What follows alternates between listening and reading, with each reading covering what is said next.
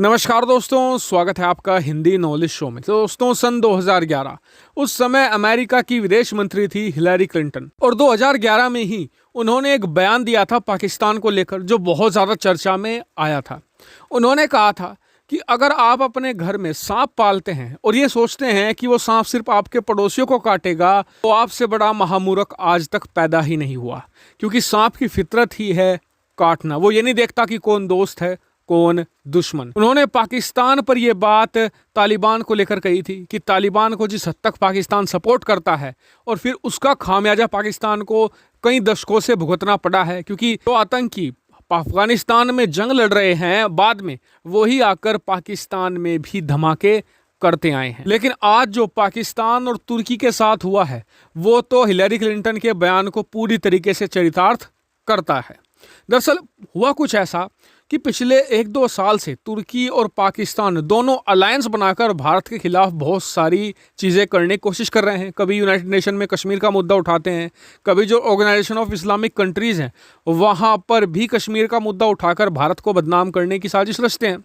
लेकिन अब पाकिस्तान ये सोच रहा था कि किसी तरीके से तुर्की की सेना के साथ अलायंस बनाकर यहाँ पर भारत को डराया जाए।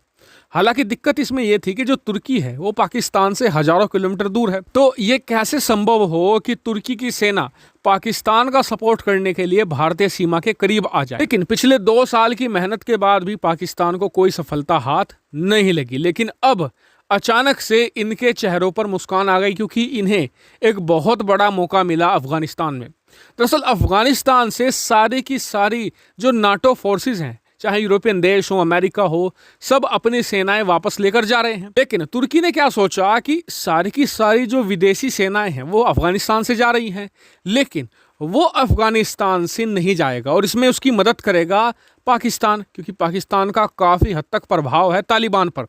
तो ऐसे में जो पाकिस्तान है तुर्की के लिए तालिबान को मना लेगा, और इसीलिए उसने जो काबुल का मेन एयरपोर्ट है उसका पूरा का पूरा कंट्रोल अपने हाथ में ले लिया। और इसको लेकर भारत में भी खूब भड़कम मचा कि जी तुर्की अब रह जाएगा अफगानिस्तान में, और पाकिस्तान और तुर्की मिलकर भारत के खिलाफ साजिशें रचा करेंगे। इसको लेकर सबसे ज़्यादा खुश था पाकिस्तान, क्योंकि उसका सबसे बड़ा सहयोगी और सबसे बड़ा दोस्त अब उसके बेहद करीब आ चुका था। हालांकि आप सोच रहे होंगे कि चलिए पाकिस्तान को तो फायदा होता, उसे सैन्य सपोर्ट मिलता, लेकिन तुर्की को इसमें क्या फायदा था? तो तुर्की को भी फायदा था।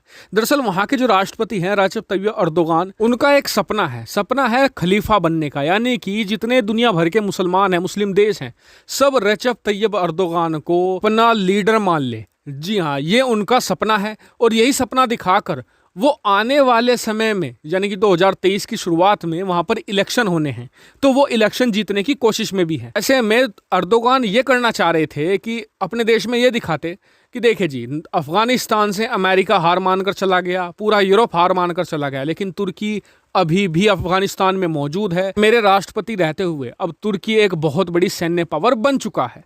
ये बेसिकली पाकिस्तान और तुर्की दोनों का अपना अपना अलग फंडा था। लेकिन अब हुआ क्या है कि इन दोनों देश, पाकिस्तान और तुर्की, दोनों के सपनों पर पानी फिर चुका है। स्क्रीन पर आप देखिए, तालिबान के जो मुख्य प्रवक्ता हैं उन्होंने साफ कह दिया है कि देखिए, बात सही है कि तुर्की के साथ हमारे ऐतिहासिक संबंध रहे हैं, लेकिन तुर्की की सेना को हम अपने देश में बर्दाश्त नहीं करेंगे, उन्हें वापस जाना ही होगा। इतना इन्होंने ये भी कहा कि जी देखिए, हम सबके साथ अच्छे संबंध बनाएंगे, चाहे भारत हो, चीन हो, तुर्की हो, लेकिन हम किसी की भी सेना को अपने देश में ऑपरेट नहीं करने देंगे। दूसरी उन्होंने मेन बात कही है पाकिस्तान पर भी, कि पाकिस्तान हम पर तानाशाही करने की कोशिश ना करे, पाकिस्तान अपनी विचारधारा हम पर ना थोपे। यानी कि पाकिस्तान को भी करारा झटका मिला है, और तुर्की को भी बहुत बड़ा और करारा झटका अब मिल चुका है। वहीं भारत के लिए एक राहत की खबर है कि तुर्की यहाँ पर नहीं रह पाएगा। ऐसे में पाकिस्तान एक बार फिर से अकेला पड़ जाएगा। हालांकि कई लोग अब ये भी सवाल पूछेंगे कि तुर्की की सेना पाकिस्तान में क्यों नहीं रह सकती, क्या कारण है? तो देखिए, सबसे बड़ा कारण है पैसा।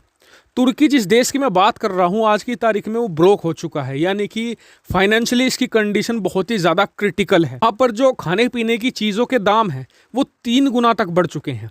ऐसे में ज़रा सोचिए, अगर तुर्की के लोगों को ये पता चले कि हमारे यहाँ पर महंगाई 3 गुना बढ़ चुकी है, लेकिन हमारे देश की सेना पाकिस्तान के अंदर एक नया सैन्य बेस बना रही है, वो भी बिना कारण के, बिना फ़ायदे के, तो फिर वो एर्दोगान का हाल क्या करेंगे, उनकी सरकार का क्या हाल करेंगे। हम सभी लोग जानते हैं मिडिल ईस्ट में किस तरह के प्रोटेस्ट होते आए हैं। अफगानिस्तान में तुर्की को बना बनाया हलवा मिलेगा, यानी कि वहां पर जो सैन्य बेस हैं वो पहले से ही बने बनाए हैं, वहां पर करना कुछ नहीं है, बस अपनी सेना तैनात करनी है, सिंपल सा इतना काम है। तो ऐसे में जो अरबों डॉलर का खर्चा है एक नया सैन्य बेस बनाने में आता है वो बचेगा। दूसरा मेन बात है कि तुर्की दुनिया को क्या मुंह दिखाएगा। दरअसल जब वो पाकिस्तान के अंदर सैन्य बेस बनाएंगे तो जो यूरोप है, इसके अलावा नाटो है, वो पूछेगा कि आप भारत के खिलाफ पाकिस्तान का साथ क्यों दे रहे हैं, क्या कारण है। वहीं अफगानिस्तान में इशू नहीं होगा क्योंकि तुर्की सिंपल सा कहेगा कि जी हम तो भारत के खिलाफ है नहीं, हम तो सिर्फ जो तालिबान है उस पर नज़र रखने के लिए वहाँ पर हैं ताकि वो दुनिया में आतंकवाद ना फैला सके। तो ऐसे में अपनी इमेज भी चमका सकता है। तो ये 2-3 कारण हैं जिस वजह से वो पाकिस्तान में नहीं रह सकता।